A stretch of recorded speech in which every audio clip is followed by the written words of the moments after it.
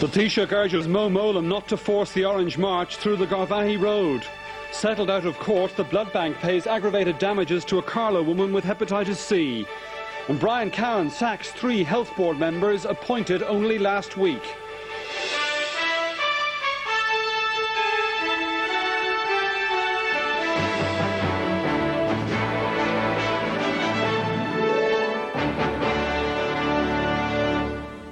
Hello and welcome to 6-1. Also on the programme this evening, a court in the Cayman Islands tells the Duns Payments Tribunal it can't take evidence from witnesses there. On Hong Kong's first day under Chinese sovereignty, reassurances that most things will stay the same under the new regime. And Mike Tyson tries to make amends as he says sorry to Evander Holyfield. But first, the Taoiseach, Mr Ahern, has urged the Northern Ireland Secretary Mo Mowlam not to force next Sunday's Orange March down the nationalist Garvaghey Road in Portadown. Speaking to RTE after meeting Dr Mowlam in Belfast this morning, Mr Ahern said nobody wished to see a repeat of last year's angry confrontations at Drumcree. And he warned the Irish government would not automatically support whatever decision was ultimately taken by Dr Mowlam on the handling of the march. Orange men plan to march from the centre of Portadown along an uncontested route to Drumcree Church and back via the Garvaghey Road.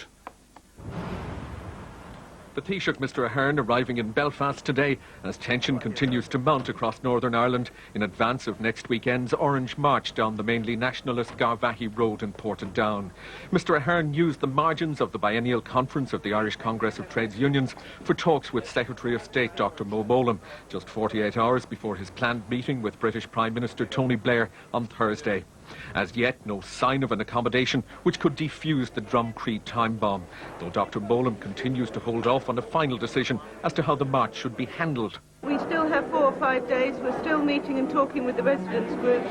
I don't accept yet that an accommodation is not possible, because then you get people entrenching and you get the situation building up to the kind of problem that we faced last year. I don't think that decision yet has to be faced. But in an interview with RTE News, the Taoiseach appeared to urge the Northern Secretary not to force the march down the Garvaghey Road. If no accommodation is reached and the Secretary of State is forced to make a decision about how she'll handle the march, will that be supported by the Irish government? Well, I mean, that depends what it is. Clearly nobody wants to see the march forced through as last year. Nobody wants to see people ringed in as they were last year. But the Secretary of State is trying her best to find an accommodation. And it's a very, very, very sensitive issue and a very, very delicate issue. We certainly will discuss the issue further again on Thursday with the British Prime Minister Tony Blair.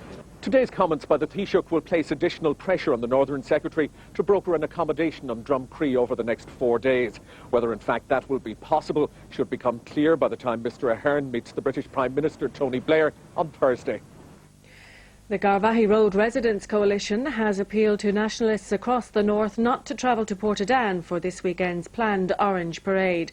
The coalition said only local residents, human rights observers and the media would be welcome. However, the residents have planned a series of roadside protests over the coming days, which unionists have described as deliberately provocative. With no decision yet made on this Sunday's march, the Residents' Coalition announced details of their counter-protest plans. Later this week, around 30 women will set up camp on the side of the Garvaghey Road in a Greenham Common-type 24-hour vigil. The coalition said other steps are being taken in response to media reports that the British Army will erect security screens along the length of the road to allow the Orange men through. From tomorrow night onwards, we will be setting weekly or nightly pickets up on the Garvaghey Road, and we will be asking local people to come out and support those pickets and to demonstrate to Mo Mowlam and to Hugh Ansley, to Ronnie Flanagan and to others that we are not the least worst option. We are not the lesser of two evils. He then delivered this warning. If the government decides to force an Orange March down the Garvaghey Road on Sunday, they will be sending a message out to nationalist communities all over the north that violence wins. Mo Mowlam said she was surprised by the residents' decision to hold the roadside protests and hoped they would be peaceful and within the law. Unionists condemned them as deliberately provocative and a clear attempt to up the ante. As tension mounts just days before this Sunday's parade, there seems very little hope of a breakthrough. Yet here at Stormont, the UK Unionist Party has put forward a proposal which may yet give both sides a way out. The government should therefore publicly declare that this is a lawful march whose safe passage they will ensure if necessary. The loyal order should then say, in my view, we do not intend to exercise that right at this time. The Orange orders would then have vindicated their right. It would be there for all time, and they could exercise it when they wished. But they would have had the moral high ground of their own volition, not exercising that right at a time of high tension. It's understood this proposal is being given serious consideration. Mo Mowlam will hold another round of meetings with residents' groups and the Orange Order over the next 48 hours. More on that later.